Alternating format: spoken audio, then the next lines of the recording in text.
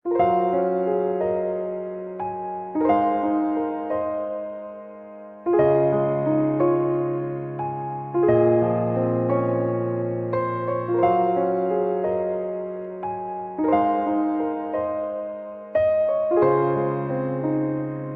pagi anak-anak, apa kabar? Bapak percaya bahwa kita semua dalam keadaan sehat. Baiklah, hari ini kita akan melanjutkan pembelajaran kita. Namun sebelum kita akan memulai pembelajaran kita hari ini, mari kita berdoa sesuai dengan ajaran agama dan kepercayaan masing-masing. Berdoa dimulai, berdoa selesai. Nah, hari ini kita belajar tema 6 menuju masyarakat sejahtera, subtema 3 masyarakat sejahtera, negara kuat, pembelajaran yang ke-6. Pertama sekali kita akan belajar bahasa Indonesia.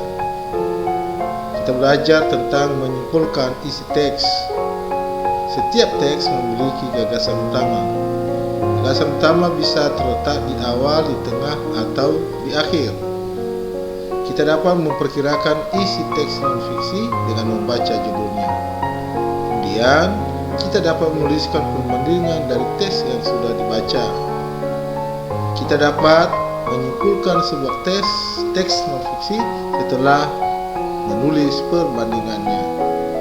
Untuk dapat menyimpulkan sebuah teks, kita perlu membaca keseluruhan teks, lalu mencatat kata kunci dan informasi penting dalam teks. Sekarang, mari kita baca teks berikut dengan cermat. Judulnya, Bahaya Penyakit Tipes. Penyakit tipes atau tifus adalah penyakit yang disebabkan oleh infeksi bakteri Salmonella typhi. Bakteri tersebut biasanya masuk ke dalam tubuh lewat makanan atau minuman yang dikonsumsi. Penderita yang sudah sembuh dari tipes juga bisa menjadi penyebab penularan penyakit ini.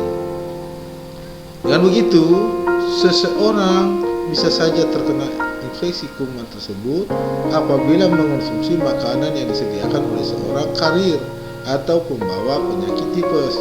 Fenomena ini tentu sebaiknya tidak boleh disepelekan. Penyakit tipes pada sebagian orang dapat membahayakan nyawa jika tidak ditangani dengan baik dan cepat. Nah, mari sekarang kita tulis simpulan dari teks tersebut atau teks yang telah kita baca atau dengar. Dari teks yang telah kita baca atau dengar, kita bisa ambil poin-poin, yaitu 1. Bagaimana cara penyakit tipes masuk ke dalam tubuh? Apa penyebab virus masuk dalam tubuh? Penyakit ini dapat membahayakan nyawa jika tidak ditangani dengan baik dan cepat. Nah, kesimpulan dari teks tersebut adalah penyakit tipes disebabkan oleh bakteri yang juga bisa menular karena mengonsumsi makanan yang disediakan oleh seorang membawa penyakit tipes. Nah, itu kesimpulan dari bacaan yang telah kita baca atau yang telah kita dengar setelah kita ambil poin-poinnya. Ya, mengerti semua kan anak-anak? Bapak percaya kalian mengerti. Sekarang kita masuk ke muatan PPKN yang kita pelajari hari ini, yaitu melaksanakan tanggung jawab sebagai warga negara. Setiap warga negara memiliki peranan yang besar dalam kemajuan negara. Tentunya, warga yang dapat memajukan negaranya adalah warga negara yang bertanggung jawab. Contoh sikap bertanggung jawab dalam kehidupan sehari-hari antara lain. Contoh sikap tanggung jawab di lingkungan rumah, yaitu seorang anak bertanggung jawab untuk menjaga adiknya dan memberikan teladan yang baik. Itu contoh yang pertama. Sekarang contoh yang kedua, contoh sikap tanggung jawab di lingkungan sekolah, yaitu para siswa melakukan kewajiban untuk menaati peraturan sekolah.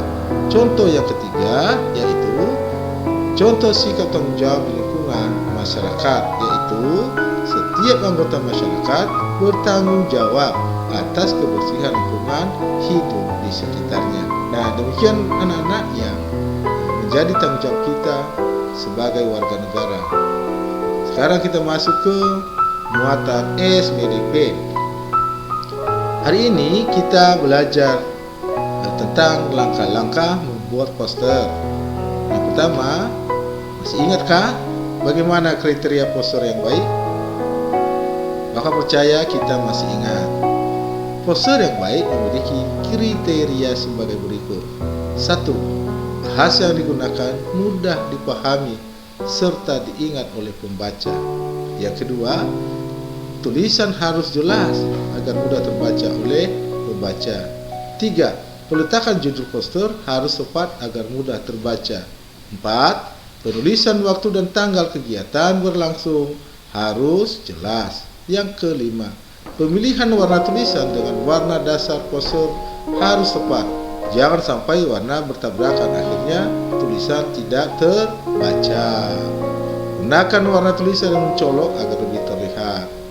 Gambar untuk melekat poster terlihat jelas. Ukuran poster disesuaikan dengan tempat pemasangan poster yang ada di tempat umum. Ketika kita membuat poster, kita harus mengembangkan kreativitas agar poster yang dihasilkan menarik. Nah, ini contoh poster kegiatan. Nah, itu anak-anak, ini ada ayo ikuti lomba, kan jelas sekali hurufnya ya, gambarnya jelas ya, warna tadi tidak menumpuk ya, atau tidak bertabrakan. Nah, ini contoh satu lagi.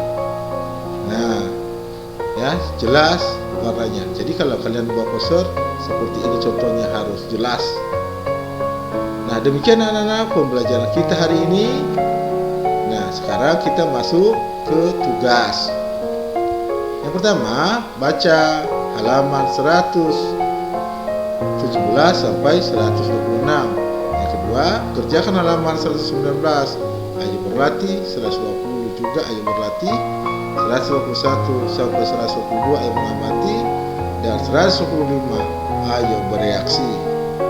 Yang ketiga, jangan lupa melaksanakan protokol kesehatan, yaitu 3M, memakai masker, mencuci tangan, dan menjaga jarak. Kita tidak usah menyerah. Kita harus berjuang terus. Terima kasih. Kurang lebihnya Bapak minta maaf dari penjelasan yang telah Bapak sampaikan. Dan sebelum kita akan berpisah pada pembelajaran ini, mari kita berdoa sesuai dengan ajaran agama dan kepercayaan masing-masing. Berdoa dimulai.